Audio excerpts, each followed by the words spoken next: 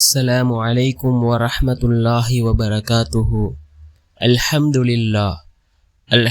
لله الذي نحمده ونستعينه ونستغفره ونؤمن به ونتوكل عليه أما بعد. அன்பிற்குரிய அல்லாஹ்வின் நல்லடியார்களே, அன்பு சகோதரர்களே, நாம் தொடர்ச்சியாக பார்த்து வரக்கூடிய துஆக்களினுடைய திக்ருகளினுடைய தொகுப்பில் இன்று நாம் பார்க்க இருக்கின்ற விடயம் என்னவென்றால், இன்றைய தினம் ஜும்ஆவுடைய நாள் ஃபஜ்ருடைய தொழுகையை தொழுதுவிட்டு இந்த துஆவை ஓதுவோம். இந்த துஆவை ஓதுவதன் மூலமாக அல்லாஹ் ஜல்ல சுப்ஹானஹு வ தஆலா வானம் பூமியில் உள்ள எல்லா நட்பாக்கியங்களையும் நமக்கு அல்லாஹ் வழங்குவான். நம்மை தவிர சிறந்த பாக்கியசாலி வேறு யாரும் இருக்க மாட்டார்கள். அந்த அளவுக்கு சிறந்த ஒரு துஆவை தான் நாம் இன்றைய வீடியோவில் பார்க்க இருக்கின்றோம். அன்பார்ந்தவர்களே, அல்லாஹ்வின் நல்லடியார்களே, அதிகமானோர் நம்முடைய சேனலை சப்ஸ்கிரைப் செய்யாமல் பார்த்து கொண்டிருக்கின்றீர்கள். நீங்கள் சப்ஸ்கிரைப் செய்து லைக் இடுவதன் மூலமாக நமது சேனலில் உள்ள வீடியோக்கள் இன்னும் பல சகோதரர்களுக்கு கொண்டு போய் சேர்க்கப்படும். அவர்கள் அதனை பார்த்து பயனடைந்தால் அதற்குரிய கூலியை அல்லாஹ் உங்களுக்கும் வழங்குவான். அன்பார்ந்தவர்களே, அல்லாஹ்வின் நல்லடியார்களே, ஜும்ஆவுடைய நாட்களிலே மிகச்சிறந்த நாள் வெள்ளிக்கிழமையுடைய நாள். இந்த ஜும்ஆவுடைய நாள் ஃபஜ்ருடைய தொழுகைக்கு பின்னால் உள்ள நேரம் துஆக்கள் ஏற்றுக்கொள்ளப்படக்கூடிய ஒரு நேரம். ரசூலுல்லாஹி ஸல்லல்லாஹு அலைஹி வஸல்லம் அவர்கள் கூறினார்கள், ஜும்ஆவுடைய நாளில் ஒரு நேரம் இருக்கின்றது, அந்த நேரத்தில் நாம் கேட்கக்கூடிய துஆக்களை அல்லாஹ் ஏற்றுக்கொள்கின்றான் என்பதாக அல்லாஹ்வினுடைய தூதர் ஸல்லல்லாஹு அலைஹி வஸல்லம் அவர்கள் கூறினார்கள். ஆனால் அந்த நேரம் எது என்பது பற்றி இமாம்களுக்கிடையே கருத்து வேறுபாடுகள் இருந்தாலும் சில இமாம்களின் கருத்து ஃபஜ்ருடைய தொழுகைக்கு பின்னால் உள்ள நேரம் என்பதாகும். அன்பார்ந்தவர்களே, அல்லாஹ்வின் நல்லடியார்களே, இந்த நேரத்திலே நாம் துஆக்களை ஓதுவோம். ஒவ்வொரு இமாம்கள் ஒவ்வொரு நேரங்களை குறிப்பிடுகிறார்கள். எல்லா நேரத்திலும் நாம் அல்லாஹ்விடத்திலே துஆக்களை கேட்போம், பிரார்த்தனை செய்வோம். நிச்சயமாக நம்முடைய ரப்பு நம்முடைய பிரார்த்தனைகளை ஏற்றுக்கொள்வான். அன்பார்ந்தவர்களே, அல்லாஹ்வின் நல்லடியார்களே, இந்த துஆ இருக்கின்றதே மிகச்சிறந்த ஒரு துஆ. வானம் பூமியில் உள்ள அனைத்து நட்பாக்கியங்களையும் அல்லாஹ் நமக்கு இந்த துஆவை ஓதுவதன் மூலமாக அல்லாஹ் தருகின்றான். அதே போன்று இந்த துஆவை யார் ஓதுகிறாரோ அவரை விட மிகச்சிறந்த பாக்கியசாலி வேறு யாரும் இருக்க மாட்டார்கள். அந்த அளவுக்கு சிறந்த ஒரு துஆ. என்ன துஆ என்றால், அல்ஹம்துலில்லாஹி அதத மா ஹலக், அல்ஹம்துலில்லாஹி மில்அ மா ஹலக், அல்ஹம்துலில்லாஹி அதத மா ஃபிஸ் ஸமாவாதி வ மா ஃபில் அர்த், அல்ஹம்துலில்லாஹி அதத மா அஹ்ஸா கிதாபுஹு வல்ஹம்துலில்லாஹி அலா மா அஹ்ஸா கிதாபுஹு வல்ஹம்துலில்லாஹி அதத குல்லி ஷைஇன் வல்ஹம்துலில்லாஹி மில்அ குல்லி ஷை. மீண்டும் ஒரு முறை இந்த துஆவை ஓதுகின்றேன்.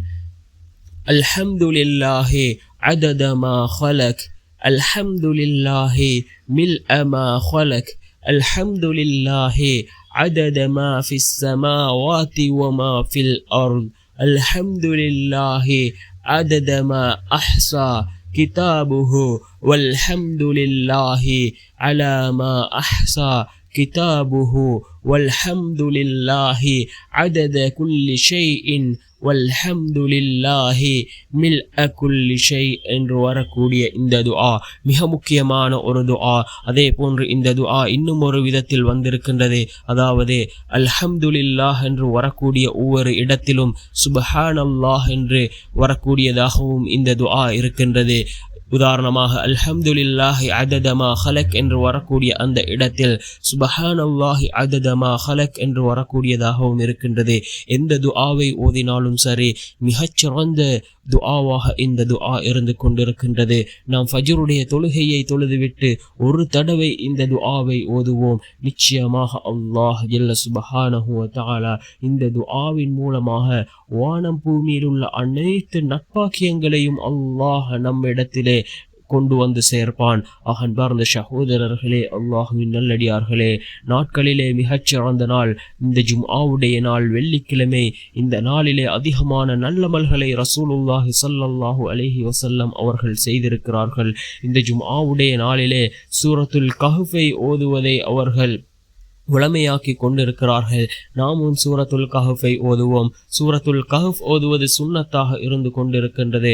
ரசூலுல்லாஹி ஸல்லல்லாஹு அலைஹி வஸல்லம் அவர்கள் கூறினார்கள், யார் சூரத்துல் கஹ்ஃபை ஓதுகிறாரோ அது அடுத்த ஜும்ஆவுக்கிடையில் அவருக்கு ஓர் ஒளியாக இருக்கும் என்று கூறினார்கள் ஸல்லல்லாஹு அலைஹி வஸல்லம் அவர்கள். அன்பார்ந்தவர்களே, அல்லாஹ்வின் நல்லடியார்களே, இந்த சூரத்துல் கஹ்ஃபை நாமும் ஓதுவோம். இந்த சூரத்துல் கஹ்ஃபிலே ஒரு துஆ இடம்பெறுகின்றது. அதாவது அந்த இளைஞர்கள், குகைவாசி இளைஞர்கள் ஓதிய ஒரு துஆ.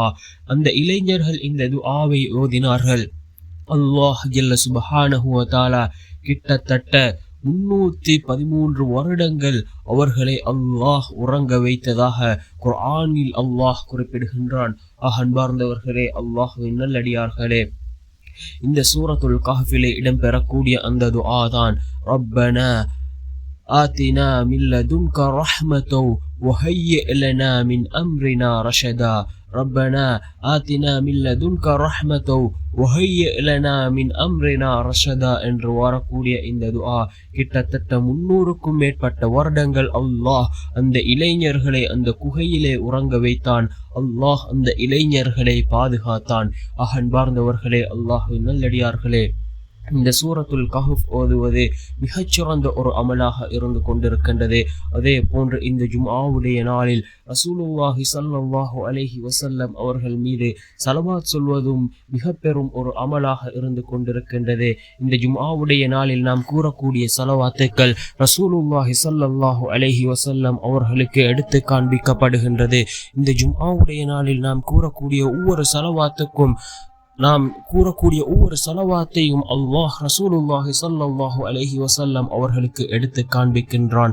அதே போன்று நாம் ஒரு தடவை ஸலவாத் கூறினால் அல்லாஹ் ஜல்ல சுப்ஹானஹு வ தஆலா 10 தடவை நம் மீது அருள் செய்கின்றான்.